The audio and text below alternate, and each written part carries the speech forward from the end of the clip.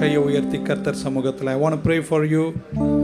என்ன கஷ்டத்தோடு வந்திருக்கீங்க, என்ன பிரச்சனையோடு வந்திருக்கீங்க, any compartment of life, any difficulty you are going through, என்ன பாதையில் போறீங்களோ எனக்கு தெரியாது, எல்லாத்துக்கும் ஜெபிக்க நமக்கு கடவுள் கிருபை கொடுத்திருக்கிறார்.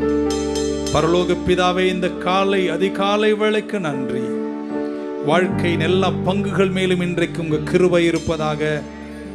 எங்கள் ஜெபங்களை கேட்டு எங்களோடு பேசுகிறவர், இதுதான் வழி, இதில் நடவுங்கள் என்று சொல்லுகிறவர், இன்னும் உம்மோடு நெருங்கி நடக்கிற எங்கள் வாழ்க்கையில் உம்மை உச்சத்தில் வைக்க, உம்மோடு இருக்கிற உறவை, உம்மை தேடுதலை முக்கியத்துவப்படுத்த உம் சத்தம் கேட்டு நடக்கும் கிருபையில் எங்களை நடத்தி, வாழ்க்கையின் எல்லா கம்பார்ட்மெண்ட், வாழ்க்கையின் எல்லா பகுதிகள், வாழ்க்கையினுடைய எல்லா ஏரியாஸ், குடும்பம் தொடங்கி செல்வம் தொடங்கி ஊழியம் தொடங்கி வாழ்க்கையின் எல்லா பாகங்கள் மேலும் உம்முடைய கிருபை ஏராளமாயிருப்பதாக ஆசீர்வதிங்க என வேண்டி ஜெபிக்கிறேன்.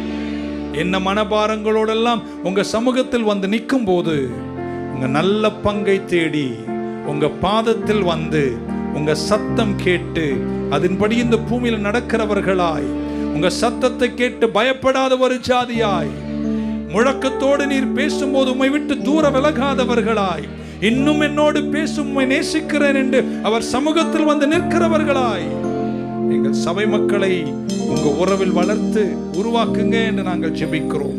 வெற்றியோடு ஒவ்வொருவரையும் நடத்துங்க, காத்துக்கொள்ளுங்க, ஆசீர்வதிங்க. இயேசு கிறிஸ்துவின் நாமத்தில் ஜெபிக்கிறோம் ஜீவனுள்ள எங்கள் நல்ல பிதாவே. எல்லாரும் கரங்களை உயர்த்திய ஆத்துமாவே கர்த்தரை ஸ்தோத்தரி, முழு உள்ளமே பரிசுத்த நாமத்தை ஸ்தோத்தரி. என் ஆத்துமாவே கர்த்தரை ஸ்தோத்தரி, கர்த்தர் செய்த சகல உபகாரங்களையும் மறவாது.